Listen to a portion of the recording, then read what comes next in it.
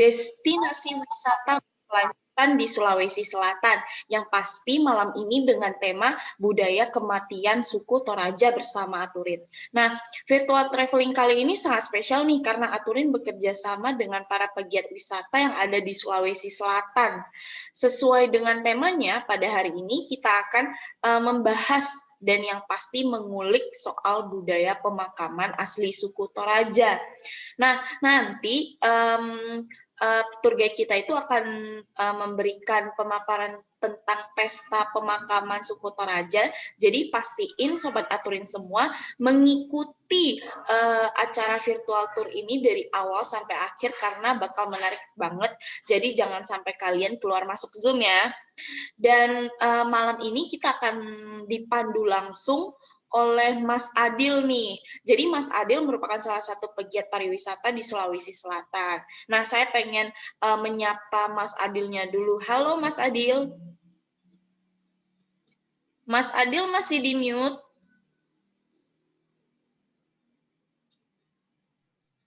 Baik. Oke.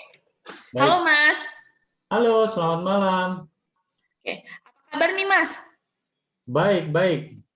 Juga selamat malam. Selamat sore ya, selamat siang teman-teman saya di Belanda. Goedemiddag voor mijn teman-teman in Nederland. Dag allemaal.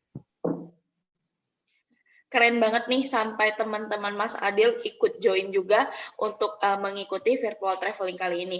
Oke Mas Adil dan Sobat Aturin semua, sebelum kita mulai ada beberapa hal yang ingin saya sampaikan nih. Yang pertama, karena kita bergantung sama internet, jadi jika ada gangguan jaringan dan acara ini terputus, jangan khawatir, karena kami akan segera mengirimkan link yang baru kepada Sobat Aturin semua. Dan jika acara ini tidak bisa berlanjut karena hal-hal seperti gangguan jaringan dan internet, kami akan tapping video bersama Mas Adil, kemudian kami akan kirimkan rekaman videonya kepada Sobat Aturin semua. Yang kedua, jika ada yang ingin bertanya, silahkan bisa bertanya melalui kolom chat di sepanjang acara, nanti akan dijawab oleh Mas Adil di waktu-waktu tertentu, atau dapat bertanya secara langsung nih. Jadi kalian bisa klik fitur raise hand, nanti saya sebagai co-host akan mempersilahkan teman-teman atau Sobat Aturin bertanya di akhir sesi. Dan pastikan untuk mengikuti acara sampai akhir, karena kita akan ada sesi foto bersama, kuis, dan yang pasti yang tadi tidak lupa ada pemaparan video upacara pemakaman suku Toraja.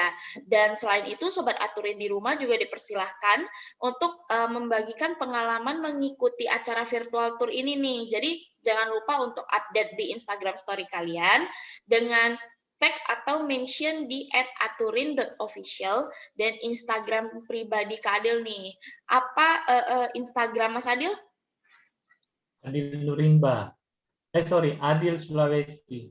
Oke, Instagram pribadinya Mas Adil itu @adilsulawesi. Jadi jangan lupa di tag ya. Oke, langsung aja kalau gitu Mas Adil, waktu dan layarnya dipersilahkan. Baik, perkenalkan saya Adil Nurimba dari Sulawesi. Saya sehari-hari bekerja sebagai pemandu wisata spesialis bahasa Belanda. Maka dari itu ada beberapa teman dari Belanda kami undang untuk bergabung di presentasi ini. Dus aangenaam kennis te maken ik ben Adil Nurimba uit Sulawesi.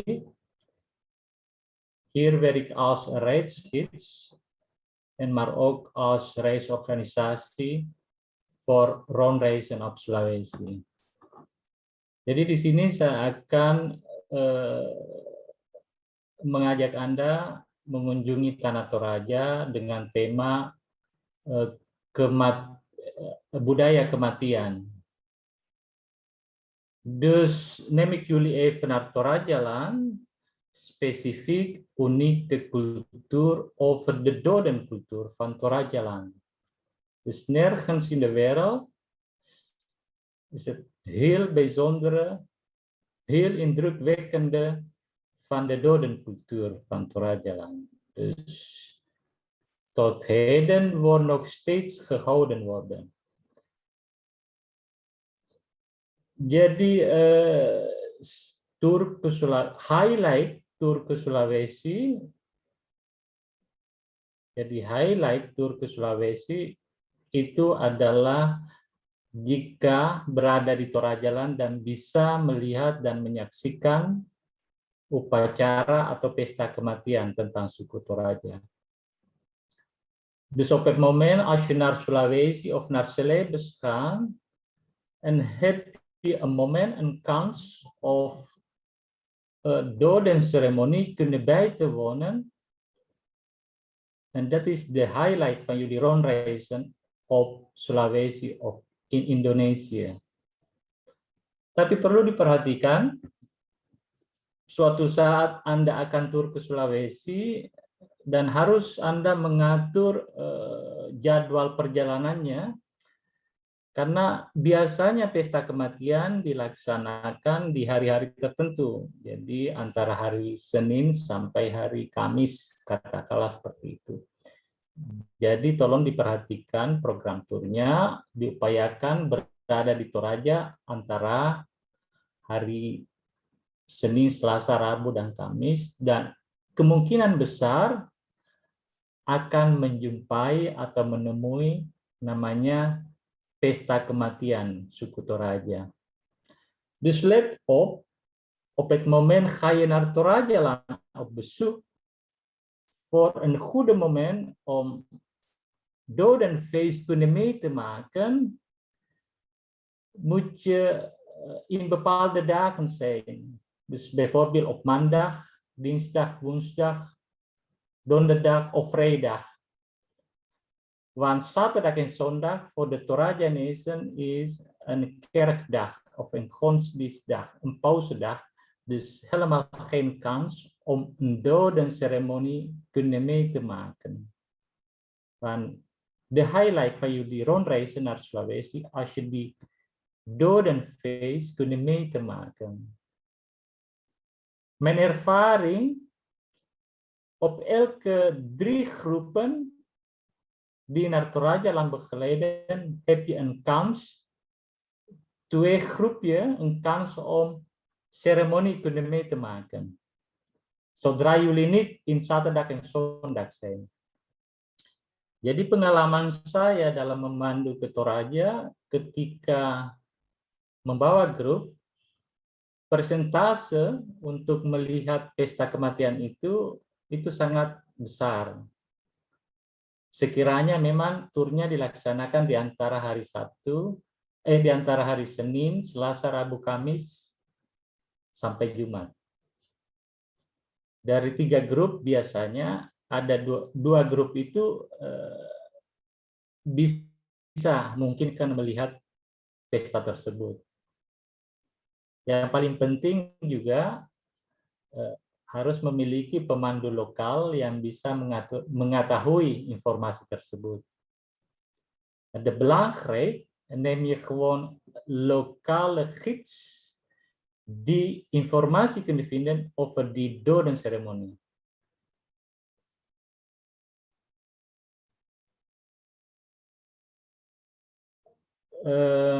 Baik, itu sedikit penjelasan awal saya. Apa sudah bisa masuk ke? Ya. Ini sudah bisa dilihat peta Sulawesi, de plattegrond van Sulawesi. Ya, Sulawesi sendiri, Sulawesi sendiri, Toraja berada di Sulawesi, jadi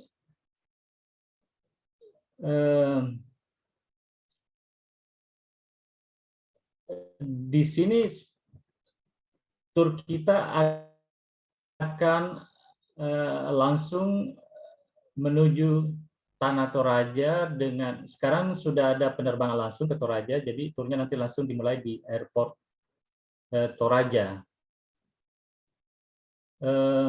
Tegenwoordig is wel een binnenlandse vloeg vanuit Makassar direct naar Torajaland. Voor degenen die een weinig tijd voor een rondreizen naar Sulawesi. De meestal mensen komen uit Bali of Java, dus direct willen naar Torajaland. Dus nu een kans om met binnenlandse vlucht naar Torajaland voor die 1 of 2 dagen rondreizen voor die dodencultuur kunnen mee te maken. Baik, next kita langsung ke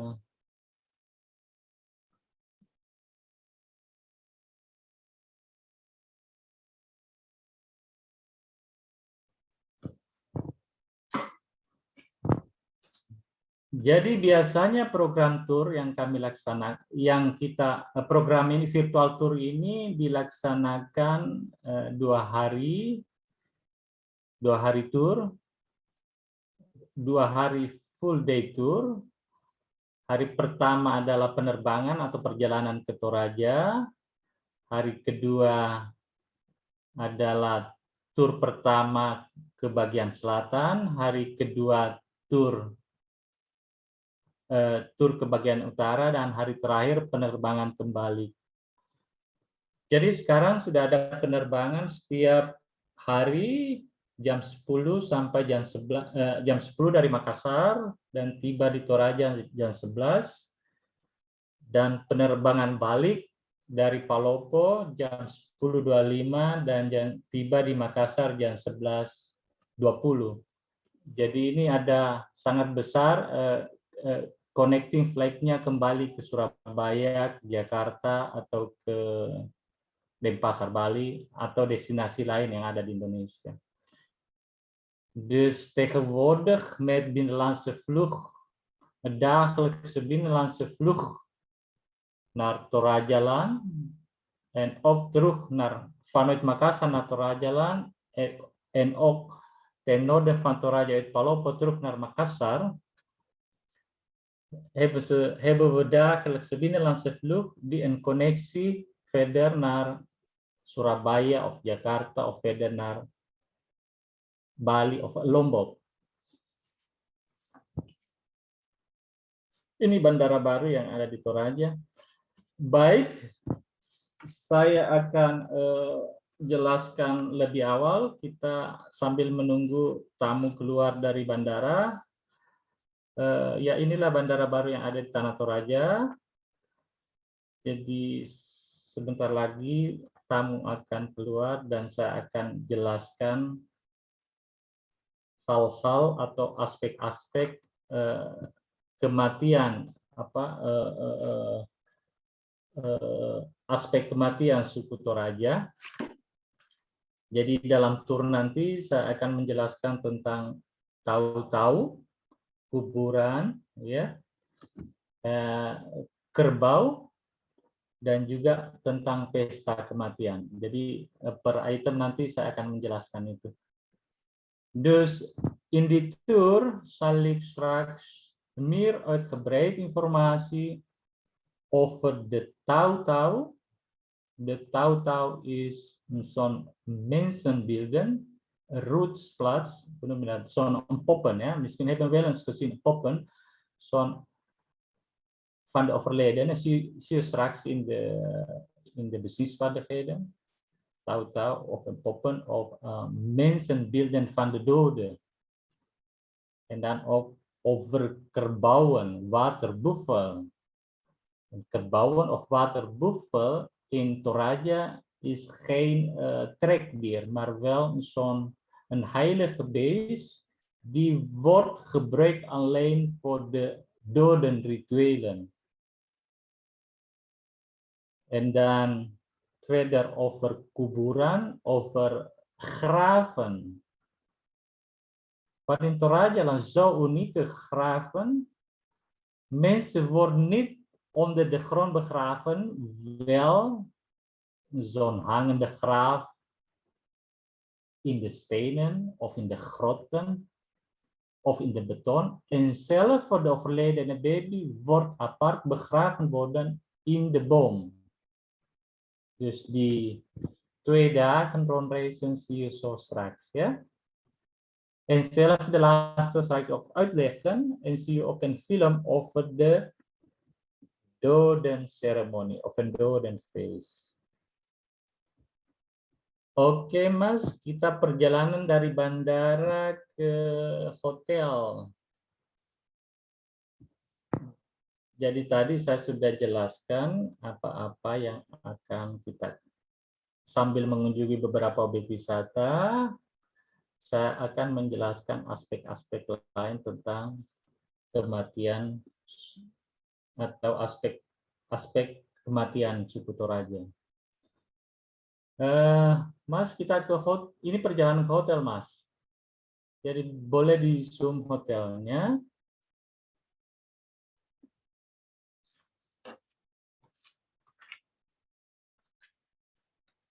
Mas, tadi mana hotelnya? Kita menuju ke hotel. Jadi dari airport menuju ke hotel itu kurang lebih 2 jam perjalanan. Dus vanaf airport Toraja naar hotel, dus Toraja Heritage Hotel, is ongeveer 2 uur. Met een bus, met een auto. Biasanya dalam tour, kami lebih senang menggunakan mobil kecil. In een tour in Torajaland is de beste met een kleine busjes. Want straks een grote kans om langs de kleine wegentjes om alle bezienswaardigheden kunnen bezoeken, onder andere naar ceremonie kunnen bij te wonen. En ini hotel heritage, ini hotel bintang 4, hotel yang terbaik yang pernah ada di Sulawesi. Jadi dengan arsitektur lokal, ya. That is the best hotel, Toraja Heritage Hotel. Dat is de beste 4-sterren hotel in Toraja, een van de beste hotels in Sulawesi. Een model leek van de Toraja architectuur, ja, zo'n zadendag architectuur. Heel mooi in de binnenland aangelegd.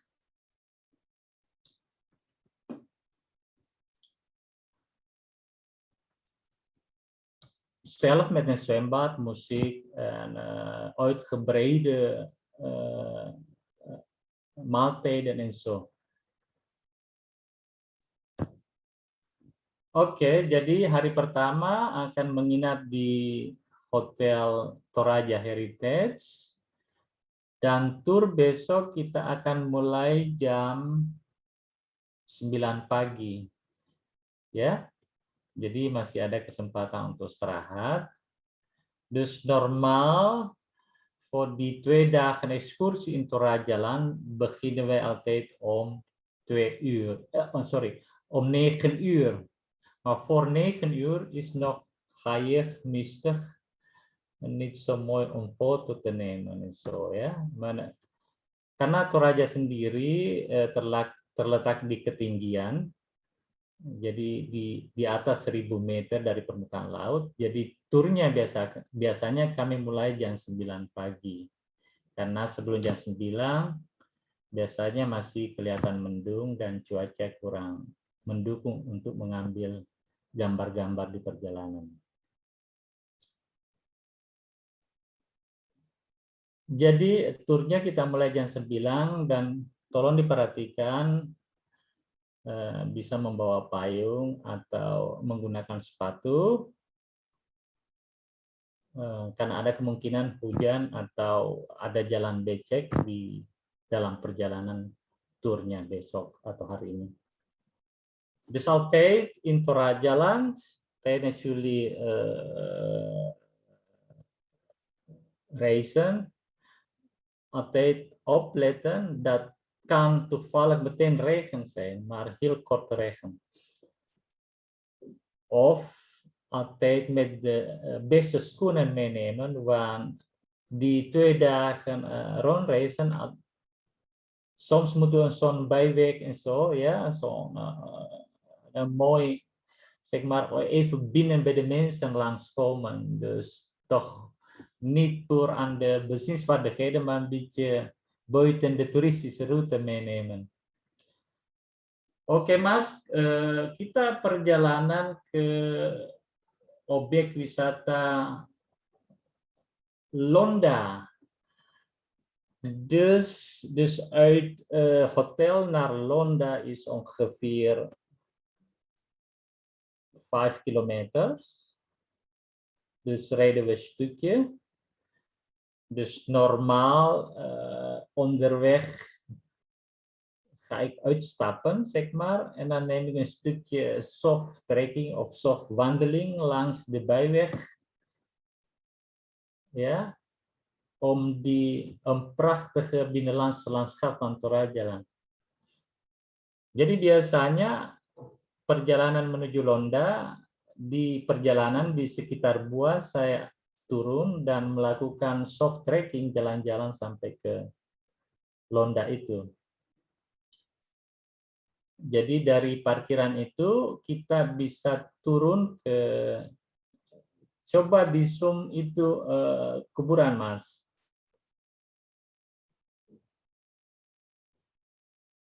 Ja, ja, dat is dat is heel bebos, koffieplantage, wat nog meer, prachtige sawasvelden onderweg, koffie, vanilli zie je allemaal onderweg. Maar even, coba di zoom Mas, masuk. Dus ja, daar in de verte, itu yang kuburan itu Mas, dari kejauhan kita lihat. Sedikit lagi ke kiri, ya, ya, bisa juga bisa di zoom lebih dekat. Ya, ini kuburan Londa, ini kampung Londa, ini kampung Londa. In de verte ziet u, goed opletten, in de verte ziet u zo'n oude kisten. Die hangende oude kisten, ja, en onder ziet u zo'n gestapelde kisten.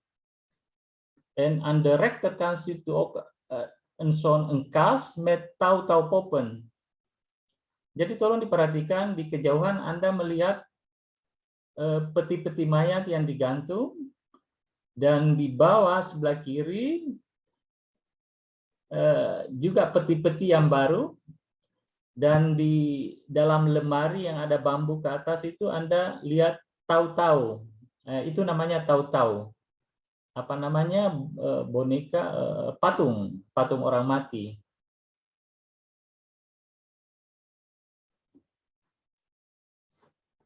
Jadi biasanya dari kejauhan itu kita lihat masuk.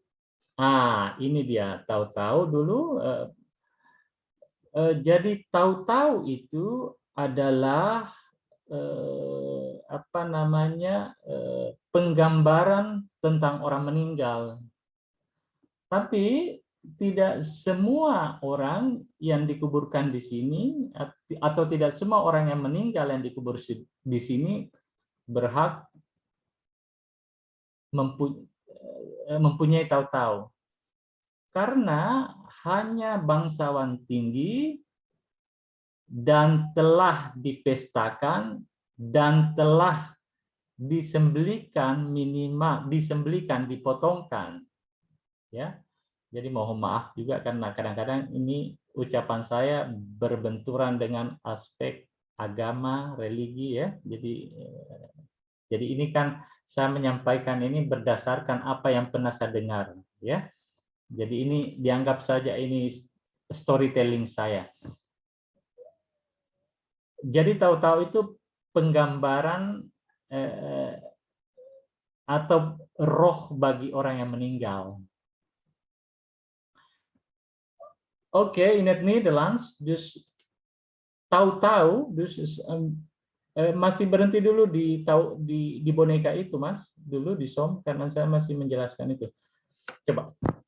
Dus tahu-tahu betekent mensenbeelden. Die wordt speciaal gemaakt door de doden. Maar niet alle doden, niet alle mensen die hier begraven worden, mogen een poppen hebben. Alleen de adellijke rang die al gecompliceerde dodenritueel minimaal 24 kerbauwen al geofferd worden. Minimaal 24 kerbauwen. Dus zonder 24 kerbauwen heb je geen poppen, heb je geen mensenbeelden.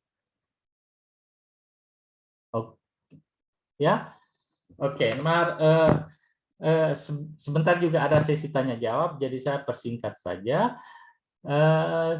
Kita zoom ke peti gantung itu, Mas. Apa itu? Ya, yang ya. Jadi di Toraja itu ada 3 atau 4 tipe kuburan. Jadi ada namanya erong. Erong itu kuburan yang digantung seperti ini. Ya. Itu sebetulnya sekarang tidak digunakan lagi. Zaman dulu begitu sistemnya. Kenapa digantung? Karena untuk menghindari binatang-binatang liar untuk datang ke mayat itu untuk memakamnya. Artinya ini untuk keamanan saja. Jadi dulu orang Toraja itu dikubur di satu peti itu atau satu peti itu untuk satu keluarga. Jadi dulunya itu mereka dikubur di satu rumpun itu satu peti. Di beberapa tempat kalau Anda perhatikan model petinya itu juga ada yang menyerupai rumah Toraja, ada yang menyerupai kerbau, ada yang menyerupai babi. Ya, jadi itu model peti kuburan erong. Jadi ini tipe kuburan pertama yang digunakan di Toraja. Dus als men praat over de graven in Torajaland, ziet u 4 soorten graven. En die in de beeld ziet, ja, die bekend met de naam erong of hangende graf. Ja? Per kist wordt toen voor de één gezinnen begraven. Ja? Dus vroeger, de Toraja-stammen of de Toraja-mensen wordt in één kist. Dus vader, moeder, opa, oma, kinderen wordt in één kist begraven worden en wordt boven gehangen worden, zodat ze geen wilde dieren en zo, worden ze daar veilig begraven worden. Maar ziet u ook straks, in andere type graven, ziet u ook in de grotten, in de stenen of in de boom. Ziet u straks in andere bezienswaardigheden. Tolong di zoom lagi peti yang di bawah. Ya, di kejauhan Anda lihat peti-peti ini kuburan baru semua. Ini peti-peti ini kuburan baru semua. Jadi setelah mereka memeluk agama Kristen, ya, dia sedikit ada perubahan tradisi, jadi satu peti untuk satu mayat. Ya, satu peti untuk satu mayat dan digabung, dikubur di satu ruangan. Jadi ruangan ini katakanlah atau gua ini satu rumpun keluarga. Jadi mereka semua satu keluarga. Jadi kuburan di gua ini dikategorikan kuburan liang namanya di Toraja. Ja, dus tegenwoordige tijd voor de christenen wordt nog steeds in de grotten begraven, wel met bekist. Ja, dus zie je hier die onderste kist, die rood, die zwarte of die bruine met een kruisje. Ze zijn allemaal de christenen aanhanger. Per kist per mensen wel nog in één zaal, in één ruimte begraven worden. Dus één familie hier begraven. Maar als je goed oplet, tolong di zoom jauh, Mas. Kelihatan zoom jauh. Ya, lebih jauh lagi zoomnya kalau masih bisa. Jadi di dalam gua ini di dalam banyak cabang-cabang, ada yang ke atas, ada yang ke belakang, ke kiri dan ke kanan. Itu ada ruangan-ruangan, ini family ini atau rumpun ini ruangan kuburannya family ini. Di satu desa ini atau kuburan di kampung ini dikuburkan semua di sini. Jadi ini kuburan umum.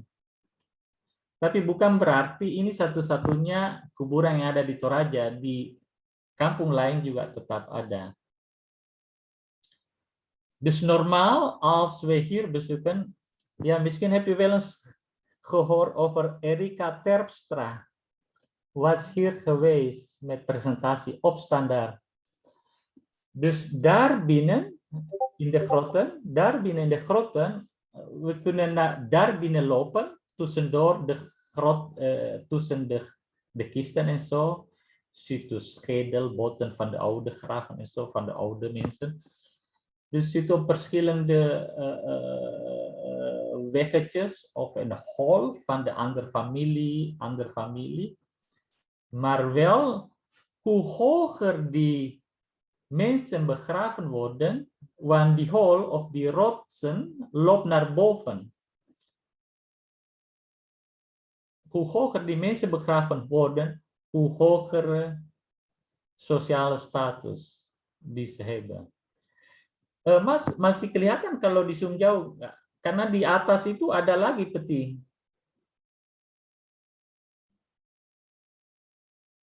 Ya, kira-kira ini sampai 30-60 meter ke atas itu masih ada kuburan. Dari kejauhan itu saya biasa berdiri dan menjelaskan. Dus normaal in de verte nog 30, 40, 50 meter boven worden nog mensen begraven worden. Bagaimana orang bisa dikubur ke atas? Saya sendiri pernah 1, 2, 3 kali mengalaminya dan melihat langsung bagaimana peti atau mayat itu, peti itu ditarik ke atas, diulur ke atas. Tentunya ada tangga bambu yang kecil itu naik ke atas dan 1 atau 2 orang mengulur sampai ke atas. Dus mensen denken, hoe die mensen zo hoog kunnen begraven. Dus gewoon met het touw, met dat stukje bamboe, met een touw naar boven gehesen worden.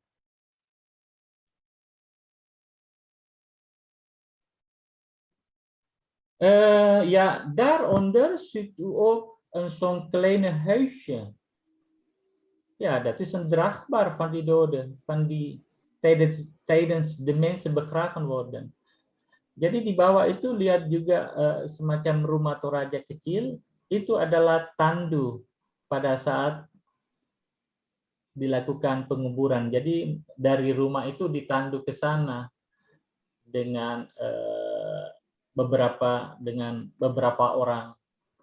Dus onder die huizen met een bamboe, zo met tientallen mensen dragen tot hier zijn. Oke, baik. Jadi saya sudah jelaskan tentang tipe kuburan erong, kuburan gantung, de hangende graf, eronggraf of hangende graf, lianggraf, dus graf in de grotten. De next max kita dus uit dit dorp, we gaan verder naar Lemodorp.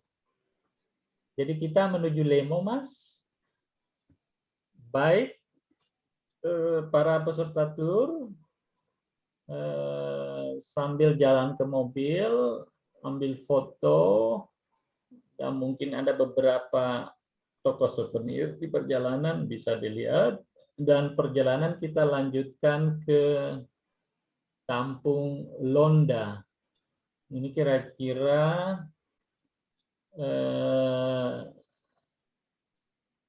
45 menit perjalanan menuju Londa. Dus goed, dames en heren. Ja. De volgende dorp, we gaan naar Londa, is ongeveer uit Lemo naar Londa ongeveer 45 minuten. Met autorijden. Ja, stop di sini, Mas. Jadi ini Londa, ini Anda selalu dan pasti selalu sering lihat ini di buku pariwisata dan lain-lain. Dan kuburan seperti ini di tempat lain di Toraja juga ditemukan. No, heel bijzondere ziet u daar die granieten stenen. Ja, die granieten stenen. Dat is een rijende touwtouwpoppen, maar ook aantal uitgehouwen rotsgraven.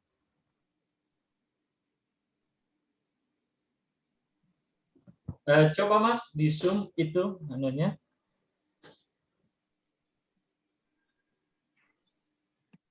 Oke, saya mulai lagi dalam bahasa Belanda. Oke, stop dulu ya. Di touwtouwbeelden situ op de, dat is een rijende touwtouwpoppen. Die oude die poppen, die beelden is een beetje wazige gemaakt. Want vroeger hadden ze nog geen foto's. Dus ze maakt poppen alleen geïllustreerd. Ja, die pop wordt gemaakt, geïllustreerd. Nou, die mensen, de gezicht van die poppen niet echt duidelijk. Maar aantal poppen die wordt speciaal gemaakt door de beste kunstenaar uit Bali en zo, wel duidelijk gezicht gemaakt. Maar let op, boven, onder, achter de houten deuren. Ja, ziet u achter de houten deuren. Maar daarachter is het bredere hall, bredere kamer, dat kan 2 bij 2. Dus per familie wordt in begraven worden. Ja? Die onderste ziet u nog die een nieuwe graf klaargemaakt, maar nog geen deur. Ja, zie je daaronder? Ja, zie je daaronder. Ja, natuurlijk in de realiteit is het zo mooi omgeving van dit gebied. En 3 huisje, die kleine huisje, is weer een draagbaar. Dus deze, een andere type van de graven in Torajaland, die bekend met de naam liang of uitgehouwende rotsgraven. Per graf zelf wordt minimaal 6 maanden gebeten. 6 maanden door 2 of 3 mensen gebeten.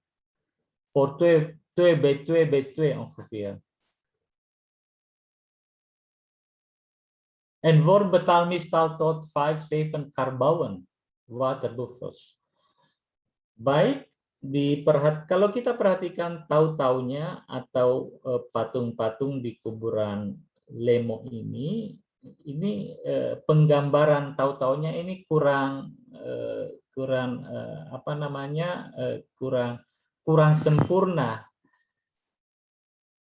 karena orang-orang dulu belum mengenal foto, jadi cuma sang pemahat atau sang pematun ini cuma mengilustrasikan saat membuat patung.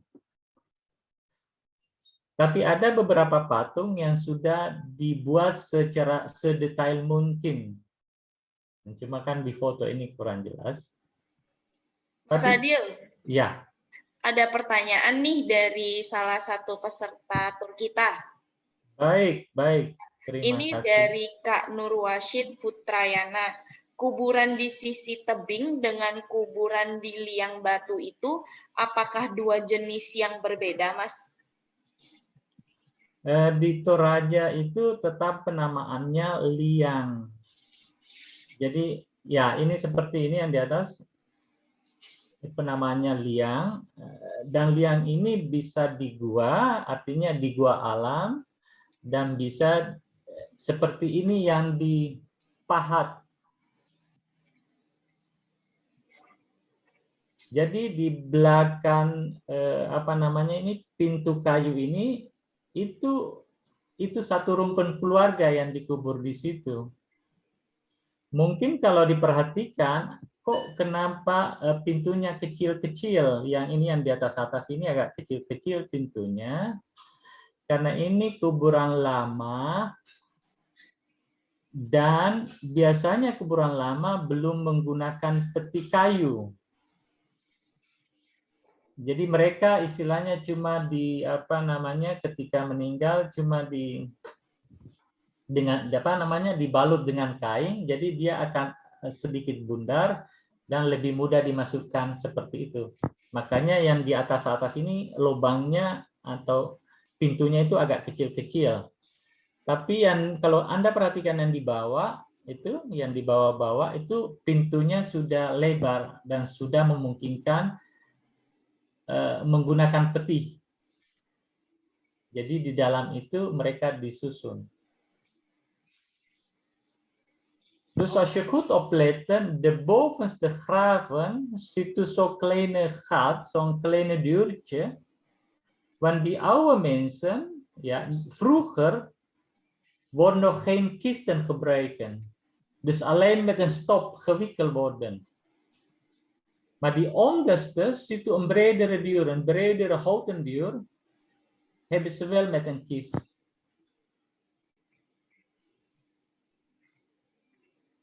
Alle Torajanesen, alle Toraja-stam, en Toraja is een naam van de stam die in Sulawesi, die in Torajaland wonen, want in Sulawesi zelf meer dan 80 stammen. En alleen de Toraja-stammen wordt zo manier begraven worden. Daarom is het zo bijzonder van de stenen tijdperk tot heden deden ze nog steeds. Hoewel ze professoren, generaal enzovoort, intellectuelen, tot eindelijk wordt er ook allemaal met zo'n manier begraven worden in Torajaland.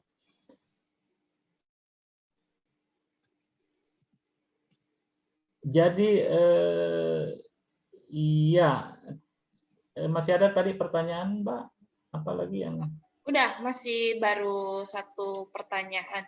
Terima kasih Mas Adil. Semoga pertanyaan dari Kak Nurwasyid Putrayana terjawab ya. Oke, mungkin kita bisa langsung aja ke destinasi selanjutnya, Mas Adil. Mungkin masih baik, ya. banyak destinasi. Tolong dibantu atur waktunya ya. Jadi boleh aja kita langsung. Dus voor de dames, je kunt ook gewoon direct vragen. Hè? Dus kunnen we. Oke, uit Londa, dari Londa kita akan ke Kambira. Ini Kampung Kambira. Jadi kurang lebih 1 jam perjalanan ya ke Kambira. Dus uit Londa we gaan naar een dorp Kambira. Weer ongeveer een uurtje rijden met de auto. En daar ziet u de boom. Ya, ya, objek wisata Kambira.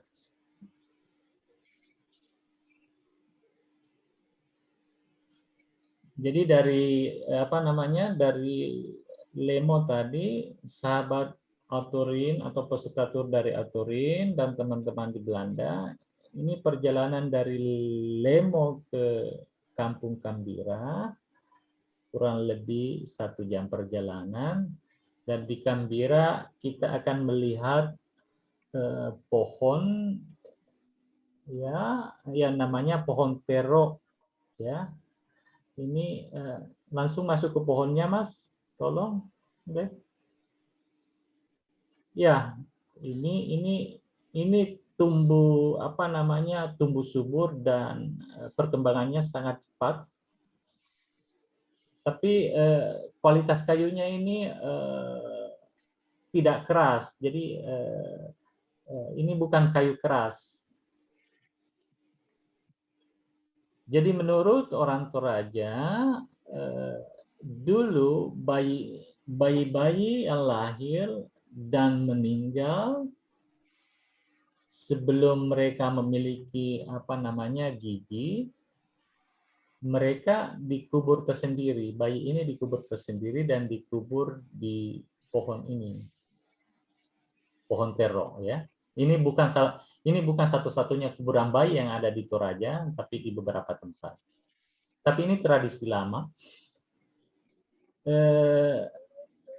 Menurut tradisi lama, bayi yang meninggal sebelum mempunyai gigi itu dikategorikan sebagai bayi yang belum mempunyai dosa. Jadi masih apa namanya, masih sakral, belum ada dosa, dan ini bisa langsung dikuburkan. Tidak sama dengan orang dewasa, kan tentu Anda sudah tahu, ya kalau orang dewasa kan meninggal, mati tidak langsung dikuburkan, kan biasa ini nanti ada ceritanya tersendiri, akan dibalsem dan disimpan di rumah, kemudian 1 tahun, 2 tahun, atau 3 tahun kemudian baru dikuburkan. Tapi bagi bayi yang meninggal, ini bisa langsung dikuburkan, dan di setiap apa namanya, lubang itu satu lubang satu mayat istilahnya. Jadi di belakang ini apa namanya, ini yang hitam itu satu bayi seperti itu. Terus yang di atasnya lagi itu satu bayi lagi. Makna filosofi yang bisa kita tangkap kenapa mereka menguburkan di pohon. Rupanya kalau kita perhatikan, kalau kita buat lubang atau kalau kita apa namanya rusak itu pohon, akan mengeluarkan getah berwarna putih. Nah, getah ini menyimbolkan bahwa ini susu.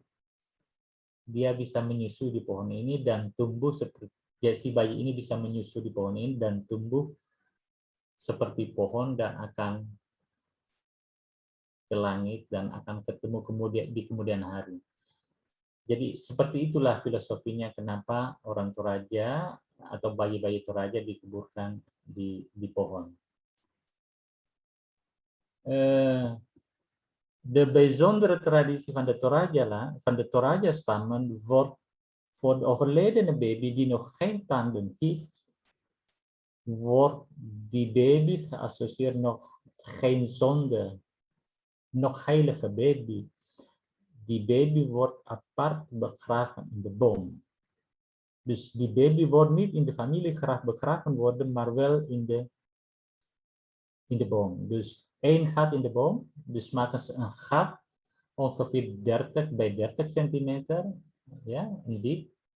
Daarin begraven met voetenshouding, ja. En wordt bedekt met de zwarte bas van de palmboom en zo. Ya, ya tetap dulu di situ Mas. Maar die boom levert ook een witte sap. Die witte sap representeert van de moedermelk. Waar de baby kunnen verder groeien zoals de boom naar boven toe, naar de hemel. Later in de dodenrijk kunnen we weer te ontmoeten. Dus jadi ini sudah melihat 3 tipe kuburan. Tadi Erong yang kuburan gantung itu, kemudian 2 itu yang di gua liang, dan juga tadi yang di yang di tebing batu itu, yang dipahat itu namanya liang. Liang bisa di gua, bisa di batu yang dipahat, dan ini namanya pasilirang yang di kuburan pohon. Dus heb je al 3 soorten graven gezien. De hangende graf in de eerste bezienswaardigheden. En dan de tweede, en daar zie je ook graven in de grotten. En de uitgehouwen rotsgraven in de tweede bezienswaardigheden. En hier is het die Pasilira voor de baby. Dus heb je al 3 soorten graven gezien in Toraja. Oke Mas, bisa pindah ke slide yang lainnya. Mas Adil, ini ada pertanyaan nih. Baik. Dari Kak Aiman Fakirah Yusran.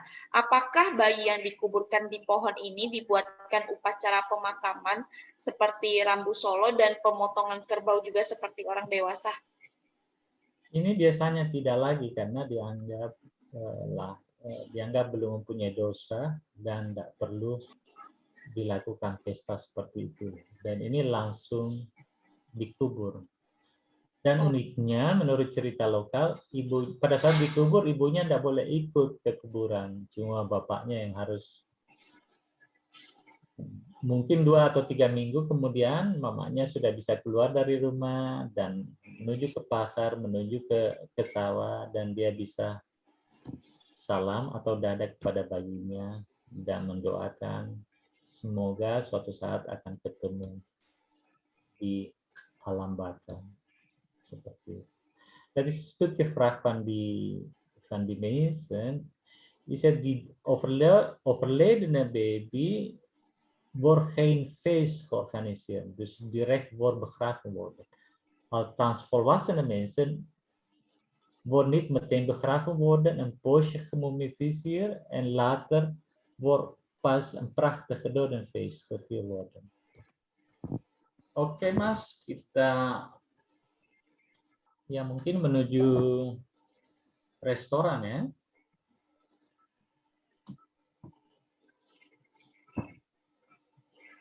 Untuk Kak Aiman, semoga jawabannya dan pertanyaan dari Kak Aiman semua terjawab ya. Dan untuk teman-teman semua, jangan lupa nanti di akhir acara ini kita juga ada kuis nih.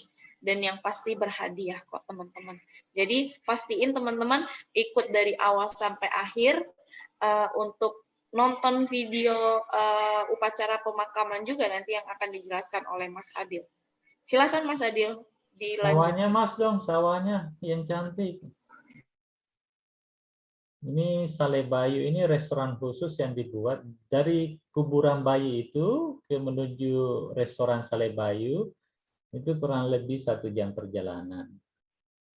Ya itu. Jadi tur-tur yang kita lakukan hari ini semua berada di bagian selatan Tanah Toraja atau di bagian selatan dari kota Rantepao. Dan ini memang di perjalanan kita cuma melihat pemandangan yang indah, rumah-rumah tongkonan, rumah-rumah Toraja, dan ya kuburan di mana-mana kelihatan dari jauh.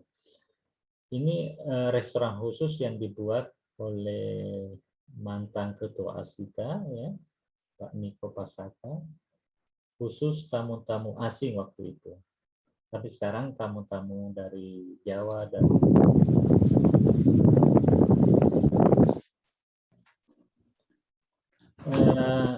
makanan khas di Toraja tentunya ya mohon maaf kalau kebetulan ada yang Muslim itu terkenal dengan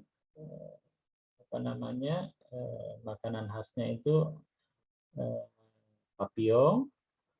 Ya, itu daging ayam yang di dalam bambu kemudian dibakar. Kemudian pamarasan itu daging babi yang menggunakan keluak, yang menggunakan yang warna hitam itu loh, bumbu yang berwarna hitam.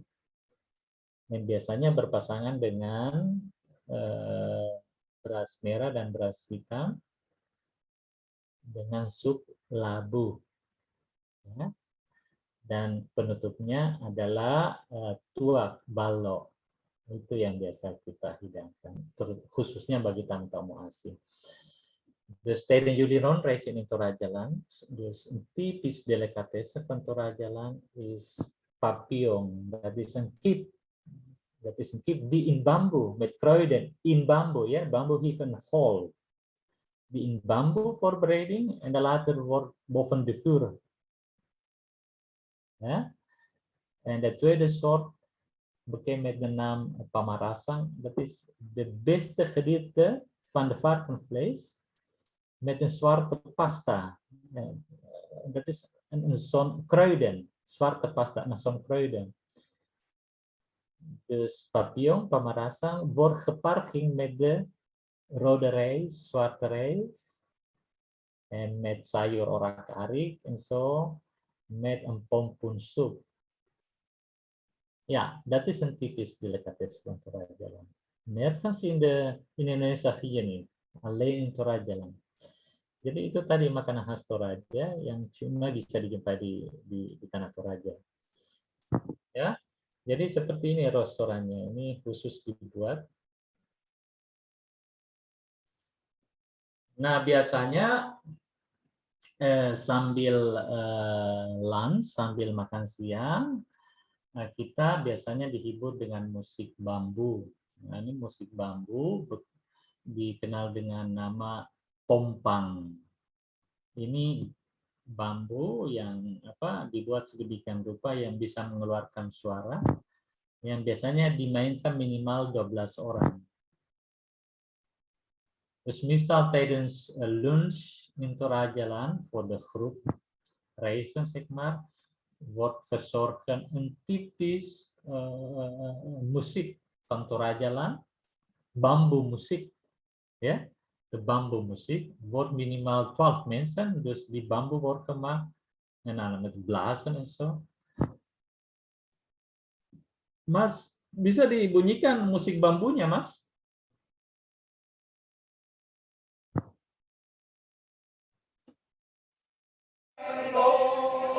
Nah, bukan. Nah, bukan itu.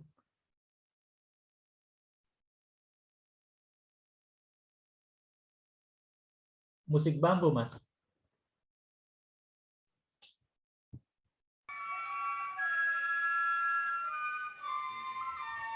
Ja, die muziek wordt meestal door de kinderen gespeeld tijdens de lunchpauze in Torajaland. Ja, maar dat is over stille nacht, denk ik, hè? Maar sorry. Ja, maar bedoel ik, ja, dat is stille nacht, maar nu is het nog op Juni, ya, Juli. Ya, ini musiknya kebetulan istilahnya musik gereja ini. Jadi ada beberapa teman di Belanda ketawa. Biasanya di Desember dinyanyikan itu. Tapi maaf, ini sebetulnya kebetulan yang sempat direkam itu, tapi macam-macam instrumen, lagu Makassar, lagu Bugis, lagu Indonesia, lagu Toraja semua bisa dimainkan.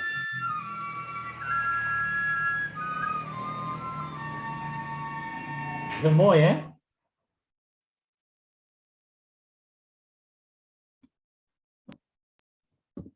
Ya, dus ya begitulah dalam tur sahabat Aturin, dalam tur di Toraja, terutama tur pertama itu seharian melihat dan bercerita tentang kematian. Endingnya biasanya kami persembahkan musik bambu. Artinya supaya pikiran kita tidak semata-mata kepada aspek kematian itu.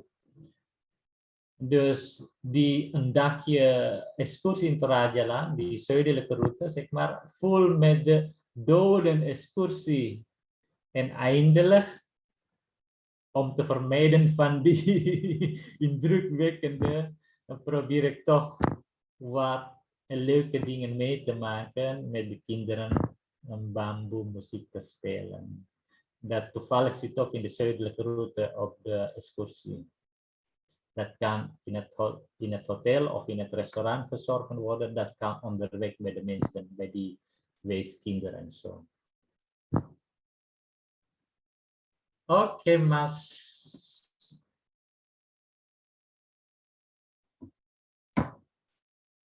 Ya, next. Mbak Melody, tolong diatur waktunya, jangan sampai masih ada kan? Oke, siap Mas Adil, masih dilanjutin aja. Oke, lanjut. Karena saya belum bercerita pesta kematian itu. Oke, berarti dari restoran, ya, dari restoran Salebayu kembali ke Hotel Heritage. Ini kurang lebih cuma 5 kilometer. Dus uit restoran Salebayu terug naar hotel ongeveer 5 kilometer. Dus in een hotel kan je zelf nog lekker uitgerust. Meestal rond 5 uur zitten we al in hotel. Kan je lekker gebruiken van de zwembad van hotel. Jadi kita jam 5 sudah biasanya ada di hotel. Oke, tapi sebelum sampai di hotel, rupanya di perjalanan masih ada satu kampung namanya Ketekesu. Iya betul. Sorry, ya betul. Dari Salibayu kan keluar dari lorong itu pas melihat Ketekesu. Sorry, dus uit die Salebayu restaurant terug naar hotel. Onderweg zit u nog die prachtige Toraja architectuur. Dus Ketekesu dorp. Ya, saya mau ke rumah dulu, Mas. Ya, mungkin di sini saya bisa menjelaskan. Yang tampaknya, oke, baik. Ini namanya di Toraja Tongkonan, rumah Tongkonan. Jadi berbicara tentang rumah atau arsitektur Toraja, rupanya rumah itu dibagi juga menjadi 3 atau 4 tipe. Tipe pertama namanya Banua, seperti di belakang itu, rumah tempat di mana mereka tinggal. Ya, di belakang rumah ini loh, yang rumah ini di belakangnya itu rumah tinggal seperti biasa. Ya, rumah-rumah ini. Tapi ini rumahnya kebetulan dipakai menjual souvenir. Tapi rumah seperti itu namanya Banua, di mana mereka tinggal. Nah, di depannya itu namanya Tongkonan. Nah, Tongkonan sendiri dibuat atau didanai oleh rumpun keluarga. Fungsinya adalah tempat upacara, tempat pertemuan, atau tempat melaksanakan berbagai macam upacara. Atau istilahnya rumah rumpun, rumah kembali. Dan kadang-kadang juga mereka disemayamkan di sini pada saat meninggal. Kan orang Toraja kalau meninggal tidak langsung dikubur, tapi dimumi, dibalsem, kemudian disimpan di rumah ini untuk sementara. Dan di depan ini dia agak, coba putar lagi videonya, Mas, supaya kelihatan rumah yang di depan ini. Itu yang di sebelah kanan ini, kalau Anda perhatikan tiang-tiangnya itu agak bundar. Nah, itu di atas itu tempat penyimpanan padi, lumbung, alang kalau di Toraja. Nah, di bawah bisa digunakan sebagai tempat penerimaan tamu. Jadi tadi ada namanya Banua, rumah tinggal, ada Tongkonan, rumah adat, ada alang, lumbung padi, dan bahkan kuburan itu disebut juga rumah di Toraja, rumah yang tidak mempunyai asap atau rumah yang tidak mempunyai dapur. Jadi kuburan itu disebut juga rumah. Jadi mereka juga mempunyai 4 penamaan rumah. Dus in Toraja zit ook een 4 soorten architectuur. Ja. Banua, de eerste huis waar men wonen, gewoon huis om te wonen. Ja. En dan die grote zaderdaghuis. Ja, die grote zaderdaghuis, dat is Tongkona. Of een familiehuis. Die wordt gemaakt door hele familie, gefinancierd door hele familie, als een herkomhuis voor alles rituelen daar te vieren. Zodra leden van die Oprichter of ledene voor meestal daar opgebaard, daar gebalsem, daar gemummificeerd, een poosje daar slapen, zeg maar. Een poosje daar bewaard, zeg maar. Maar die overledene van de Toraja zijn voor meestal een jaar, 2 jaar, 3 jaar. Dat kan tot 10 jaar bewaard worden, tot eindelijk genoeg geld hebt om rituelen te kunnen vieren. Maar goed, straks apart uitleggen over de rituelen. We zitten straks de film van de rituelen. En tegenwoordig van die adathuizen ziet u ook zo'n iets kleinere huisje met een ronde paal. Maar die boven, waar men ziet, is het rijschuren. Rijshuis. Ja, zo mooi gemaakt. Zo mooi gemaakt met een houtsnijwerk. Waarom is het met ronde paal? Zodat de muizen en insecten moeilijk naar boven te klimmen. Ja, en daaronder is het zo'n zitplaats. Ya, good mas, bisa diputar-putar. Jadi kelihatan. Dus in dit terrein, ya, wordt meestal rituelen zoals dodenfeest.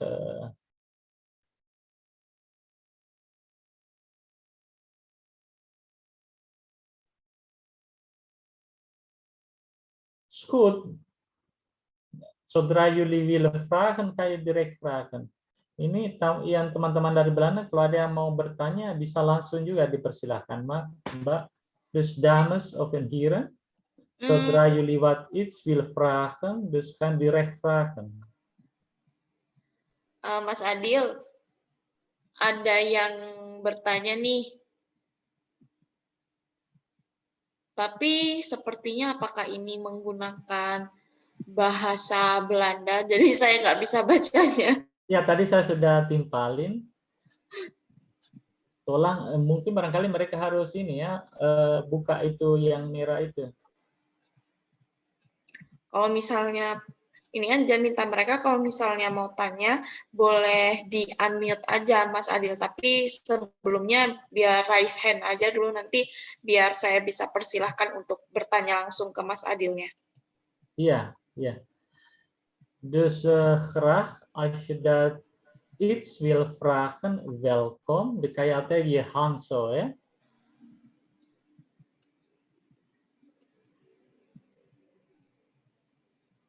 Of een hand zo. Als je dat wil Ini vragen. misalkan mereka dari Belanda bertanya. Oke, terima kasih. Mas Adil, mungkin kita langsung ke video upacara pemakamannya aja kali ya? Ja, baik. Sebelum, karena ini belum saya jelaskan terakhir. Dus de laatste heb ik nog niet geïnformeerd of uitleggen van die soort graven. En de graven hebben zo 3 soorten. De laatste soorten is het van patane of gebetoniseerde graven. Dus hier bijvoorbeeld, dat is van beton gemaakt. Maar daarachter, daar in de beton is waar die mensen begraven worden. Die zit ook achter die ketekessen, achter die huizen. Dat is zo'n complex betongraven. Jadi di belakang ketekesi itu Anda akan jumpai juga kuburan yang disebut dengan patane. Jadi di ini satu beton ini satu keluarga ya, ini juga yang bundar satu keluarga. Seperti itu. Oke, baik.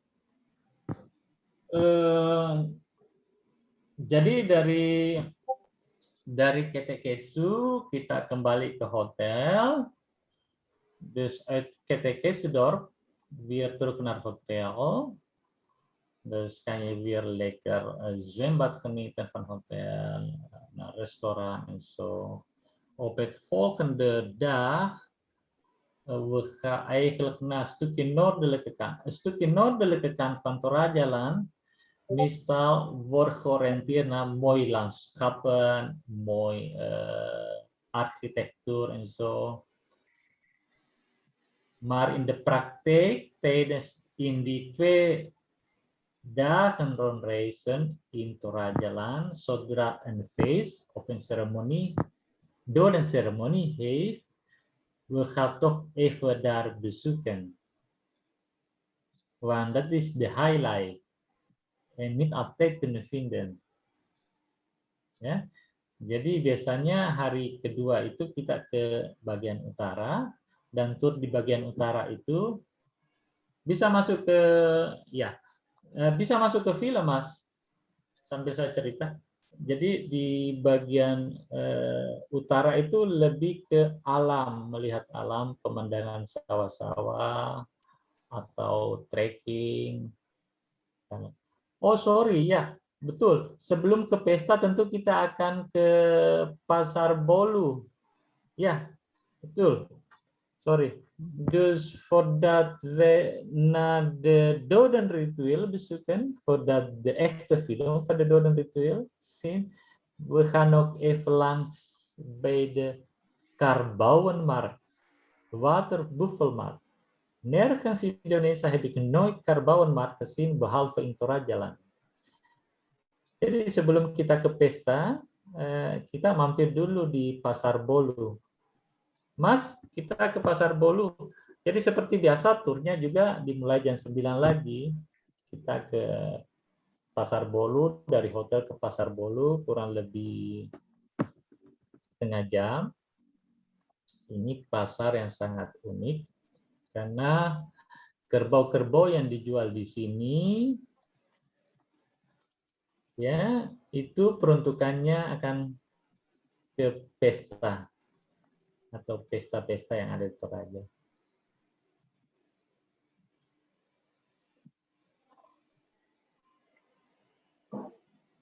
Oke Mbak, bisa ya. Ini pasar anunya, pasar kerbaunya. The next kita langsung ke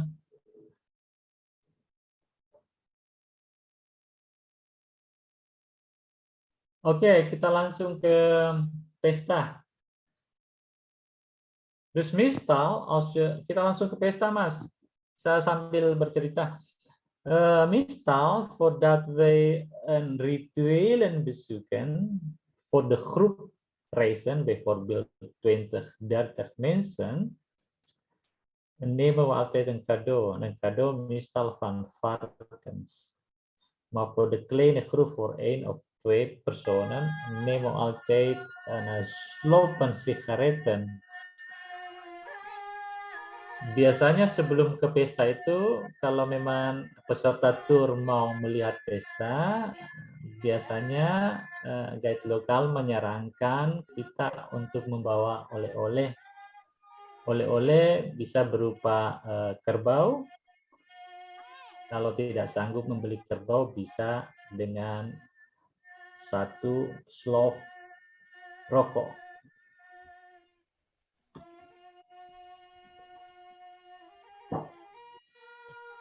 Ja, dus voor jullie Nederlanders moet je toch even een beetje omdraaien je gedachten, ja, zo een beetje. Maar ja, dat is een traditie. Ja, daar in de verte zit zo'n pop van die overledene, ya. Itu kelihatan tahu-tahu dari orang yang akan dipestakan. Pesta ini sendiri dilaksanakan awal tahun ini. Di Doden Feest wordt pas begin van dit jaar gehouden worden. Ini pesta yang dari tahun ini, awal tahun ini.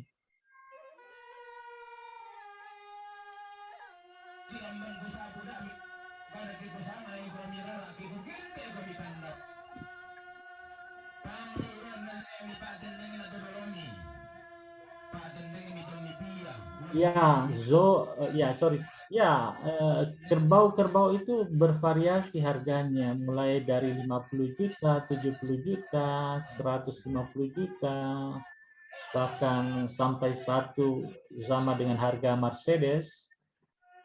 Dus di Karbouwen in Torajalan wordt apart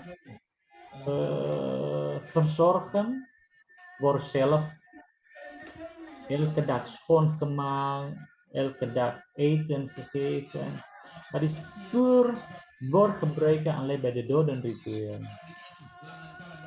En de prijzen van de karbouwen is zo duur. Dat kan 50 miljoen rupiah, 70 miljoen rupiah. En zelf tot hetzelfde met de prijs van de Mercedes-Benz.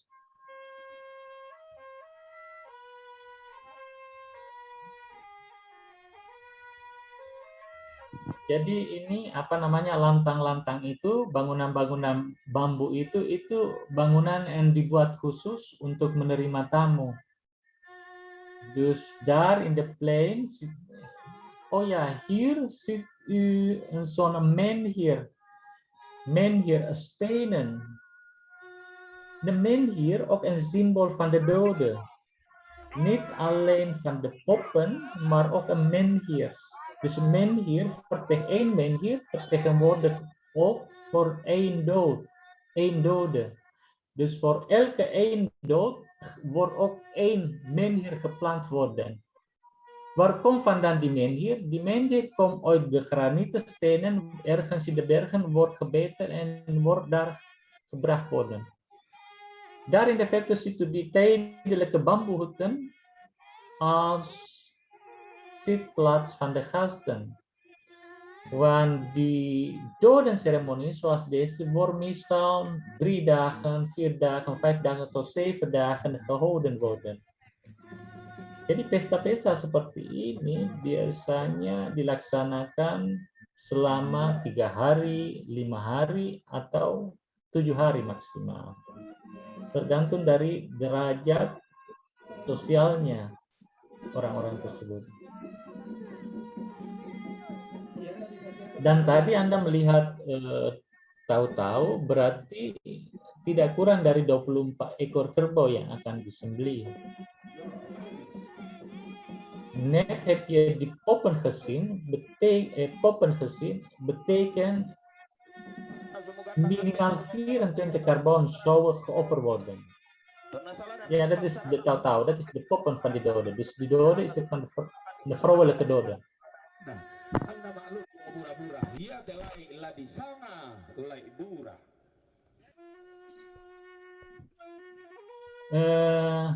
Suku Toraja tidak mengenal tulisan, bahasa Toraja tidak mengenal tulisan, tapi mengenal sangat puitis, sangat pandai bercerita. Ini bisa kita lihat ketika ada pesta, bagaimana seorang seremoni mister bercerita. Bij de dodenritueel wordt ook karbouwen boefelvechten georganiseerd. Ja, waarom doen ze dat? Ja, let op.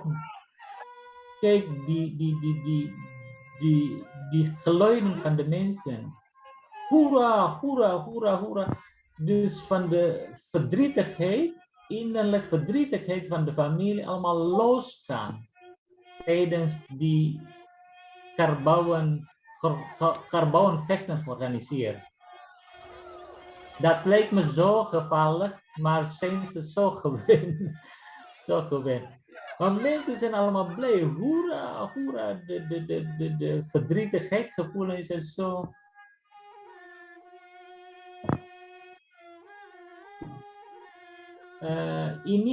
Ini ritual Mabadong. Mabadong bercerita tentang siklus kehidupan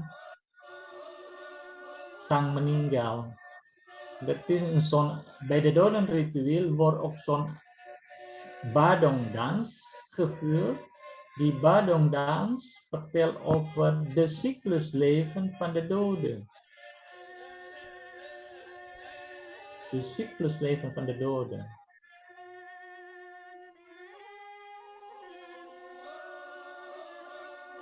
Ja, zo is het. Ja, die feest wordt gehouden in het dorp van Ketekesu. Nog heel authentiek adathuis en feesttoenen. Daarachter ziet u die kist, zo mooi kist gemaakt, zo mooi ronde kist. Mooi foto. Ja? ziet zelf door die model van de kies is het eigenlijk van de hogere rang van de doden. Dari model peti mayatnya sendiri ya bisa disangsikan bahwa mereka dari bangsawan tinggi. Karena peti mayatnya diukir. Dus die dodenkist wordt met een zo'n houtsnijwerk gemaakt. Dus betekent van de hogere rang van die doden, van die rituelen. Jadi di dalam pesta kematian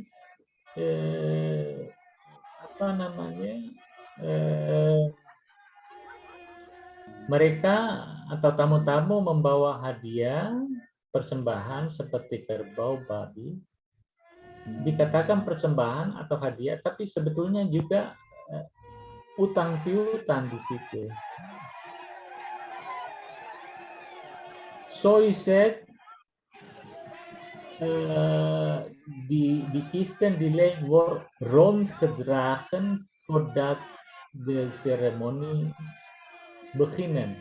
Dus eigenlijk de eerste fase van de dodenritueel. Dus verplaatsing van de lijk van de doden uit de adathuizen naar de trein waar het feest gehouden wordt.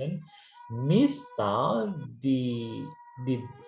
die wordt gedragen ongeveer 3, 4, 5 kilometer ja, rond de kampung en uiteindelijk terug naar de trein, zoals hier.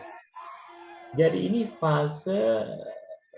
fase perpindahan mayat dari rumah di mana dia dipalsem atau disimpan, tapi sebelum dipindahkan ke tempat pesta, mereka diarak keliling beberapa kilometer dan kemudian terus dibawa ke arena di mana dipestakan itu. Jadi ini belum penguburan.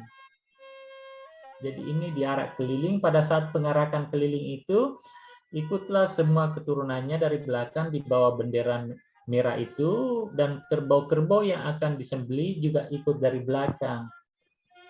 Tijdens het ronddragen van de doden, ja, en het symboliseren van het feest beginnen, die alle familieleden loopt mee achter onder die rode vlag en zelf alle karbouwen die zouden daar geslacht worden, geofferd worden, allemaal meelopen. Maar dat is nog geen begraafplaats, dat is nog de eerste fase van de rituelen, de eerste dag van de rituelen. De eerste dag van de rituelen is het verplaatsing van, zoals deze zeg maar. En de tweede dag bijvoorbeeld, de derde dag gasten ontvangen. En de volgende dag bijvoorbeeld buffelvechten. En de volgende dag weer badong dansen. En pas de laatste dag is het begraven. Jadi memang ada fase-fase sebelum dikuburkan. Ini sebetulnya fase pertama perpindahan mayat dari rumah ke tempat pesta. Nah, ini biasanya sudah masuk di hari kedua atau hari ketiga yang dikenal dengan istilah penerimaan tamu. Jadi tamu-tamu yang akan ke sana, yang akan berkunjung, mereka disambut dengan puisi dalam bahasa Toraja yang mengangkat derajat seseorang atau katakanlah contohnya kebetulan dia pejabat tinggi dan bertugas di Jakarta sebagai anggota parlemen dan sebagainya. Si seremoni mister ini bagaimana dia bisa memainkan pantun-pantun yang mengangkat derajat sang tamu-tamu yang akan berkunjung. Jadi mereka berbaris dari luar masuk. Dusun Toraja lang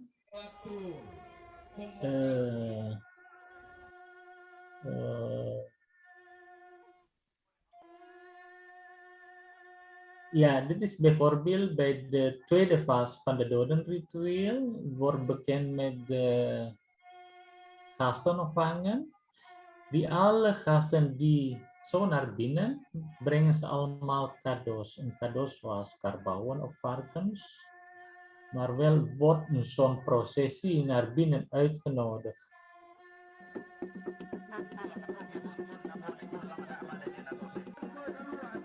De volle symboliek, rijstampen, maar eigenlijk ook instrument in te leveren tijdens de gasten naar binnen kwamen. Jadi kalau diperhatikan, coba lihat mereka pakai masker semua. Jadi memang awal tahun ini masih corona ini. Ja, als je goed opletten, die feestwoord in het begin van dit jaar gehouden worden, ziet u allemaal dragen met mondkapjes. En dat is allemaal eten, koekjes meebrengen voor de gasten. Ja, zo is het zitten bij de dodenritueel. Dan krijgen ze koffie en koekjes. Ja, in Toraja heel bekend met de Toraja koffie of Toraja Arabica koffie. Jadi seperti ini situasinya dalam penerimaan tamu. Mereka dipersembahkan kopi, makanan-makanan tradisional. Jadi mereka diiringi oleh ada tadi itu yang berpakaian adat itu diiringi menuntun masuk ke arena upacara. Dat zijn allemaal de gasten die naar binnen uitgenodigd. Ja, wordt door die mooi aangekleed, mooi Toraja, mooi aangekleding, begeleiding, mooie dames, mooie meisjes, die begeleiden naar de zitplaats, zeg maar. En daar wordt geschonken koffie, thee. Maar achteraf eigenlijk zit u op de cadeau van die mensen. Dus zodra die alle gasten binnenkomen, komen ze de vaste familie van de dode om iets geschonken. Ja? En brengen ze siripruimen, sigaretten en later koffie, thee en koekjes. En dat is een naaste familie van de dode. Dan gaan ze bij de gasten begroeten. Jadi ini tadi rombongan pertama adalah tamu, kemudian masuk rombongan kedua adalah dari pihak keluarga mengucapkan selamat datang dan menawarkan siri atau rokok ya sambil bercerita keadaannya. Kemudian sebentar ada kopi, teh, dan makanan oleh tim lain. Sambil menerima tamu juga dipersembahkan lagi seperti ini, badong. Das menceritakan kembali siklus kehidupan orang meninggal, sang mayat tersebut. Dus tijdens een gastontvangen wordt ook zo'n badongdans gehouden worden die vertelt over de cyclusleven van de doden.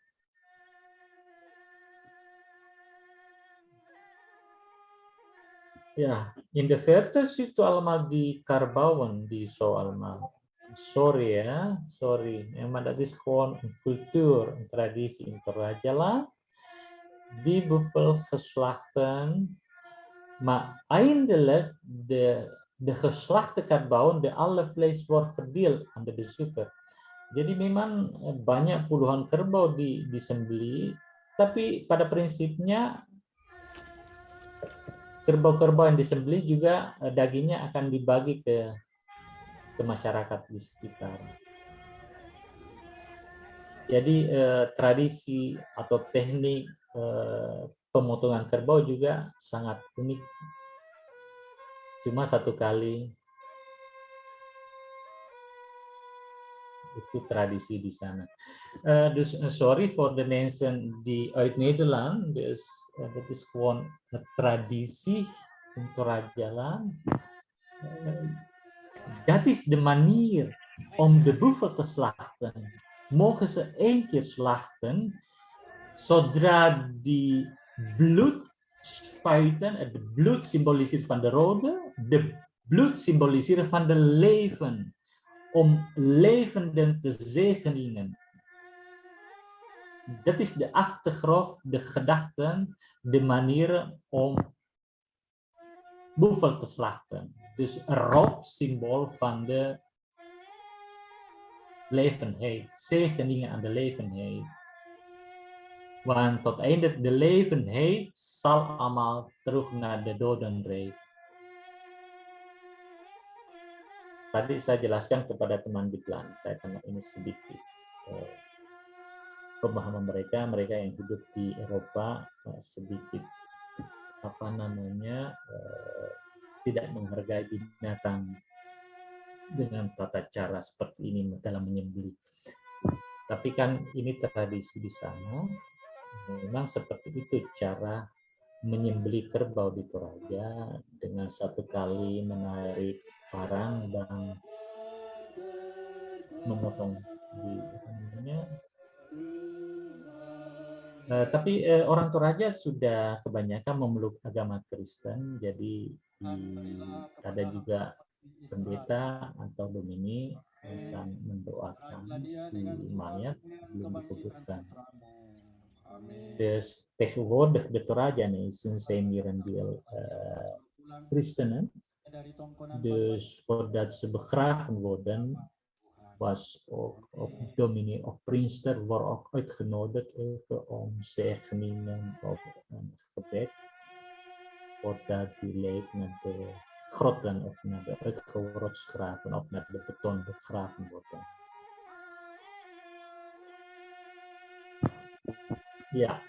Ja, dat is de laatste moment.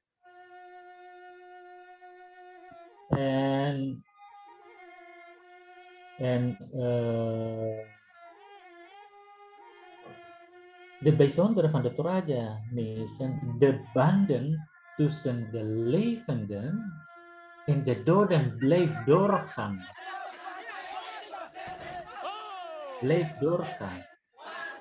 Bijvoorbeeld 4 jaar of 5 jaar later, na begraven worden ze nog straks bezoekt. Met name bijvoorbeeld nemen ze die schedel of die kist, alle schedel nog wordt schoongemaakt en zo. En die poppen worden nog met nieuwe kleding aangekleed en zo. Zo is het. Jadi di Toraja sendiri hubungan antara hidup dan kehidupan dan kematian masih berjalan. Karena setelah beberapa tahun meninggal, misalnya masih di beberapa tempat masih diadakan misalnya pesta ini di mana mayat itu dibersihkan, kalau sudah jadi mumi atau sudah jadi tengkorak dibersihkan kembali, kemudian dikubur, masukkan di petinya, dan bahkan tahu-tahu digantikan pakaiannya seperti itu. Makanya agama leluhur orang Toraja dikenal dengan nama Pakandean Nenek. Jadi Pakandean Nenek istilahnya setiap saat memberikan makanan kepada roh leluhur. De oude geloof van de Toraja mensen wordt bekend met de naam Pakandean Nenek. Pakandean Nenek letterlijk betekent elke tijd kan je altijd voorouderen wat iets geschonken. Dat kan in het vorm zierpruimen geschonken in de graven, sigaretten, drankjes, tot eindelijk bijvoorbeeld een ceremonie, een nieuwe kleding en zo, schoonmaken van de graven en zo. Dus de highlight van Torajalan zie je niet alleen die unieke, bijzondere en indrukwekkende van de dodencultuur, maar ook heel mooi en prachtig landschap.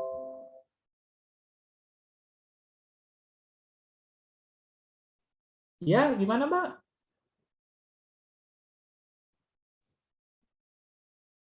Oke, Mas Adil, ada yang ingin mau disampaikan lagi, Mas?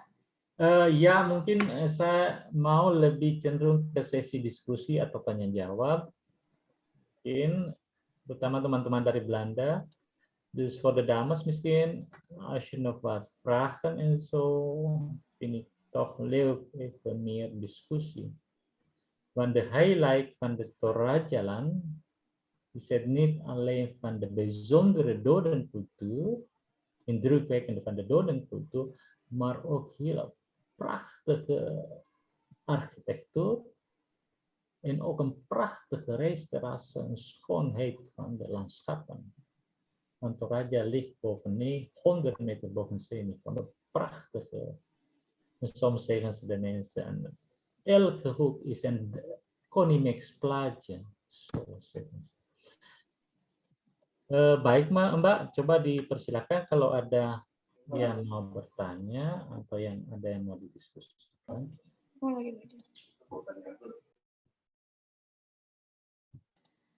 Silakan untuk teman-teman yang mau bertanya bisa kasih pertanyaan. Ya, ini ada yang bertanya harga petinya ya kan bermacam-macam juga. Kalau yang diukir itu kan ya 25 juta sampai 50 juta yang seperti peti tadi itu, tapi yang peti yang segi 4 itu mungkin 5 atau 10 juta saja. Die vraag over de kisten, wat kost de kist van die Toraja? Ja, er zijn ze gevarieerd. Die kisten met zo'n snijwerk, ja, met ukiran, houtsnijwerk, zeg maar. Dus dat kan 25 miljoen tot 50 miljoen. Maar die gewone kisten, ja, die vierkante kisten is rond ongeveer 5 miljoen rupiah. Ya, silakan karena mungkin lebih menarik kalau tanya jawab atau diskusi. Yang paling perlu diingat ketika ke Toraja, ini sebetulnya ini pesta kematian domainnya wisatawan Eropa, karena ini ini highlightnya ketika ke Toraja bisa menyaksikan pesta kematian ini.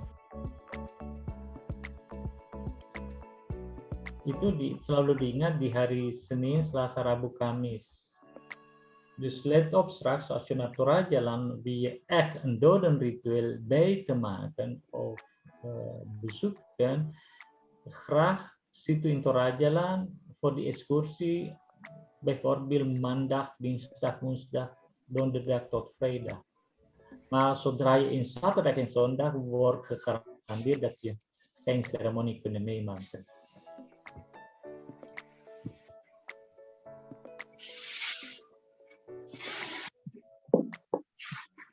Mas Adil, ini sepertinya udah nggak ada pertanyaan dari teman-teman sih.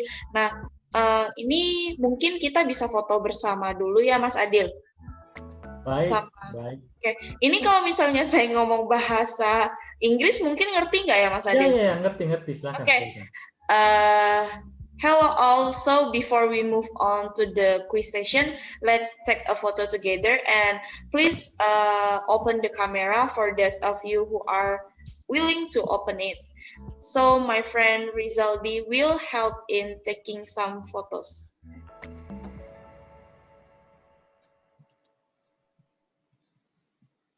Rizal?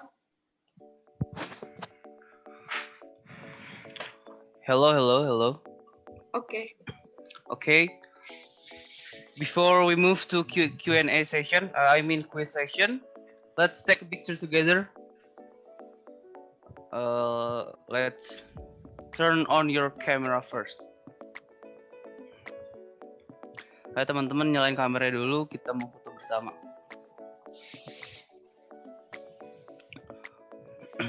Oke, udah pada nyalain kamera nih. Oke. Let me count the start. 1, 2, 3. Okay. Another style. Come on. 1, 2, 3. Okay.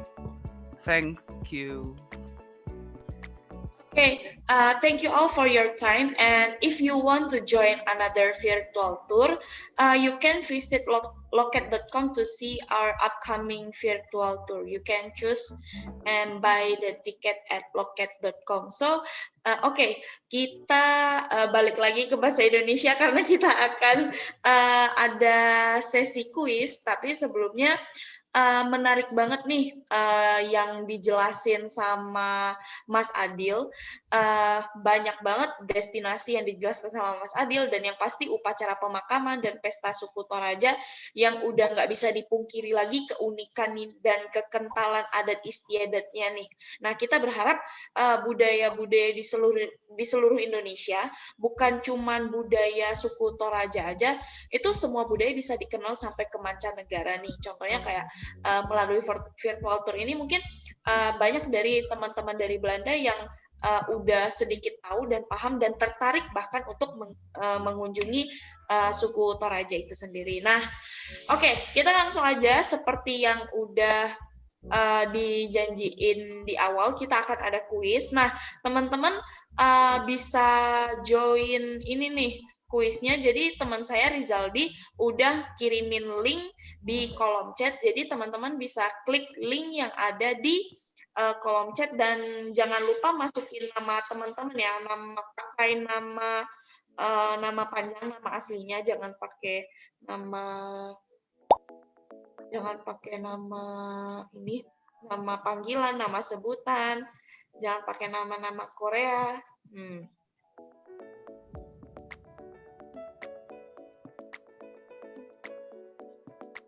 Mas Adil mungkin bisa ajak teman-teman Belandanya buat ikut kuisnya, tapi dikasih tahu kalau misalnya kuisnya ini bahasa Indonesia ya, Mas. Ya, kebetulan teman-teman itu orang-orang Indonesia sebetulnya yang tinggal di Belanda. Itu ada Matanya, ada Mbak Ana, ada siapa sebetulnya anak-anak Indonesia. Tapi besar dan tumbuh dan berbudaya Belanda sekarang. Mereka adopsi. Sudah lupa mungkin, sekarang mungkin mau belajar bahasa Indonesia juga.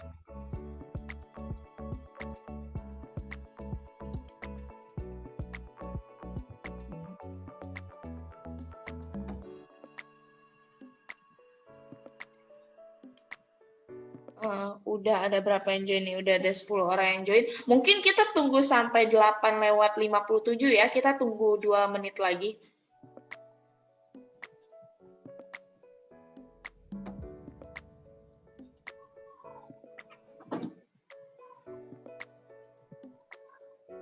Tenang aja, kuis ini pasti dapat hadiahnya kok. Tapi cuma satu pemenang ya.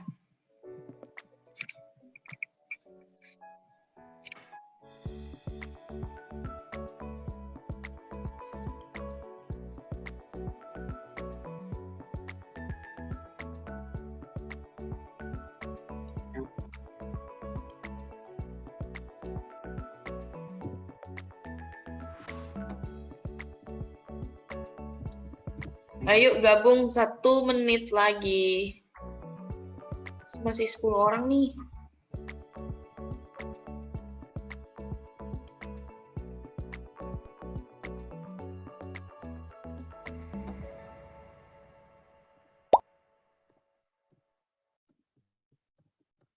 Akhirnya bertambah 1.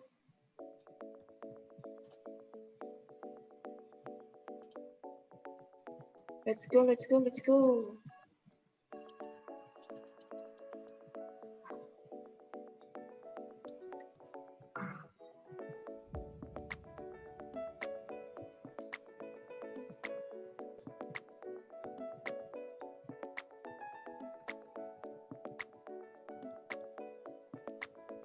Oke, Rizal udah 8:57 nih. Yuk, silahkan dimulai.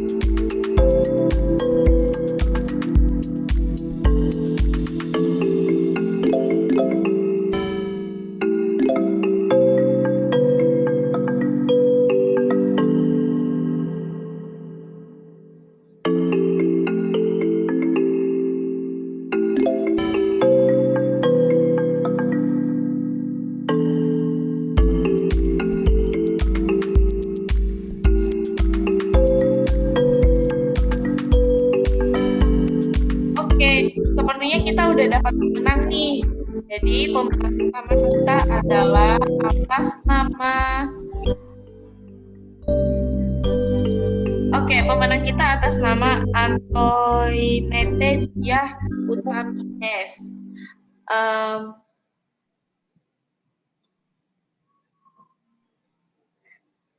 Mungkin Kak Antoinette boleh chat private, kirimin ke kita nomor HP-nya mungkin biar bisa kita kontak. Oke. Kemudian nah, nggak terasa nih udah 2 jam Mas Adil bercerita dan memandu virtual tour kita kali ini. Terima kasih banyak untuk Mas Adil dan juga Sobat Aturin, dan yang pasti teman-teman kita yang dari Belanda ya, dan juga wisatawan virtual semua udah mengikuti acara ini dari awal sampai akhir, yang menjelaskan destinasi wisata sampai ke pesta-pestanya juga dijelasin nih sama Mas Adil. Nah, nanti saya akan ke Mas Adil untuk closing statement lagi. Tapi untuk Sobat Aturin semua yang mau mengikuti acara virtual traveling dengan tema yang lain, silakan untuk mendapatkan tiket gratisnya di loket.com ya. Jangan lupa untuk lihat-lihat nih kira-kira virtual tour selanjutnya Aturin tuh pakai ada tema apa aja sih. Pasti menarik kok tema yang akan dihadirkan oleh Aturin. Oke. Silahkan Mas Adil untuk closing statement-nya. Baik, terima kasih Mbak Melody buat calon wisatawan atau sahabat Aturin, terutama dari calon-calon peserta tur yang dari Indonesia yang akan berkunjung ke Toraja. Jika sekiranya nanti akan dan ingin sekali melihat pesta, diperhatikan harus ada di sana di hari Senin sampai hari Jumat. Dan mohon kalau berkunjung ke beberapa kampung atau desa di Sulawesi atau khususnya di Toraja, mohon jangan meninggalkan sampah plastik, entah itu puntung rokok atau pembungkus gula-gula atau minuman air mineral atau apa namanya soft drink dan lain-lain. Mohon karena kita menjaga lingkungan alam kita, jangan sampai rusak.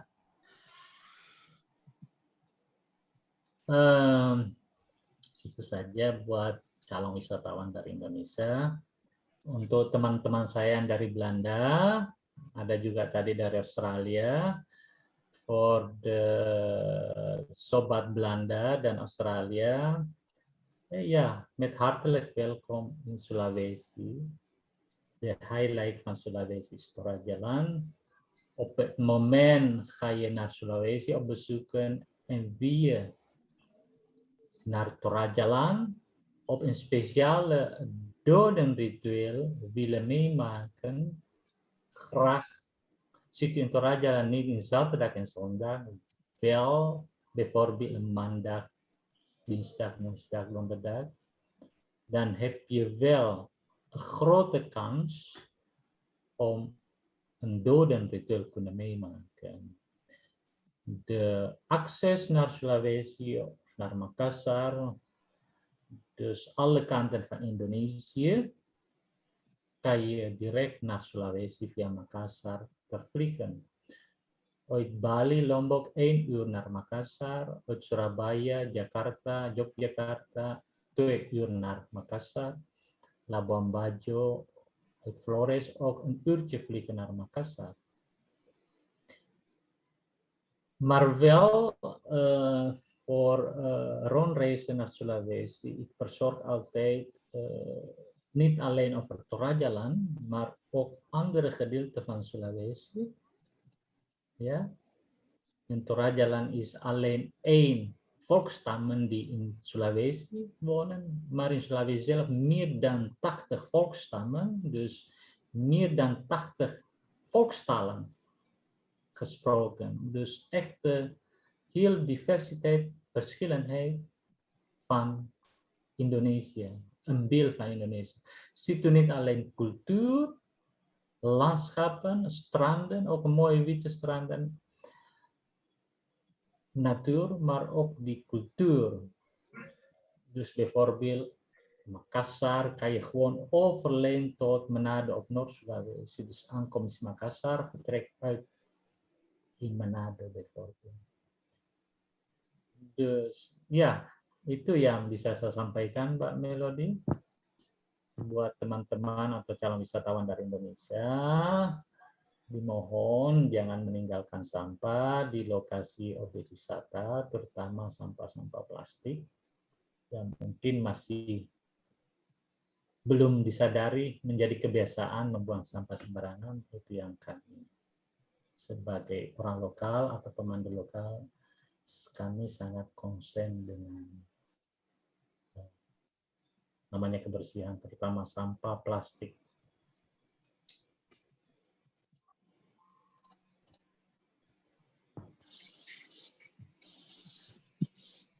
Oh ya, khusus untuk Pak Saiful dan Oterin, saya ucapkan terima kasih atas bantuan dan bimbingannya. Mudah-mudahan ke depan, jadi saya berharap sekali masih bisa satu kali dipandu atau dituntun untuk mempromosikan Sulawesi, ya tentu juga Otorin ya, kepada link saya di Belanda, terutama Belanda, Belgia, Jerman, Australia, barangkali. Cuma kan ini momennya enggak pas untuk mengundang mereka bergabung di apa namanya di virtual ini, karena ini hari kerja dan mereka posisi mereka di Belanda tadi waktu start virtual jam 2, mereka masih kerja. Kalau memungkinkan masih bisa kami dituntun satu kali lagi berpromosi, kita adakan di hari Sabtu atau Minggu, dan jamnya bisa seperti ini, sore atau malam,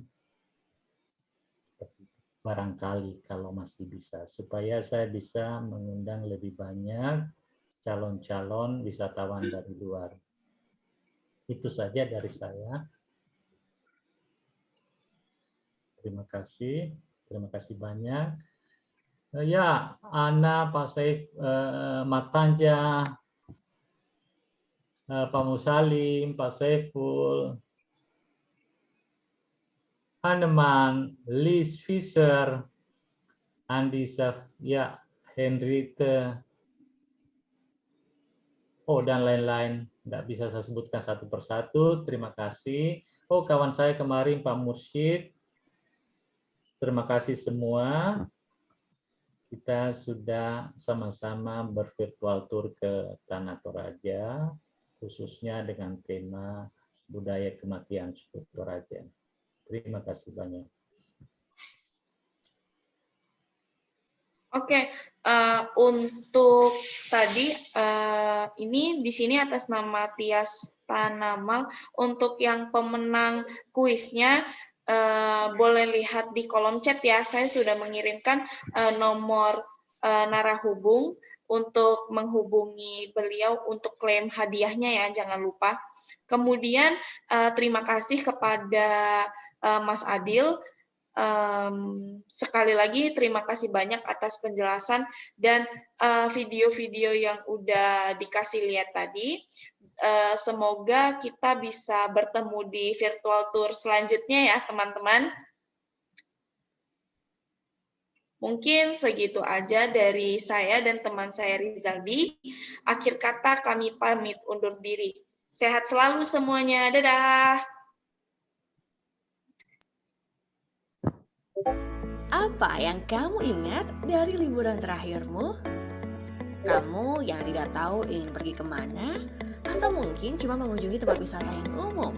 Bahkan kamu juga mengambil foto di tempat yang sama seperti kebanyakan orang. Karena kurang maksimal dalam merencanakan perjalanan membuat kamu menemui tempat wisata belum buka. Harga tiket lebih mahal dari info yang didapat. Jalanan tidak mulus, jarak antar wisata terlalu jauh sehingga sampai di wisata tujuan sudah gelap. Padahal masih banyak tempat wisata lain yang indah dan menarik di sepanjang perjalanan. Kamu ingin mendapatkan pengalaman yang lebih baik dari liburanmu kemarin? Dengan Aturin, kamu bisa mendapatkan rekomendasi perjalanan sesuai budget dan kategori yang kamu sukai dengan mudah. Kamu dapat menemukan ribuan referensi rencana perjalanan dari traveler lainnya. Pilih dan edit rencana perjalanan yang kamu suka.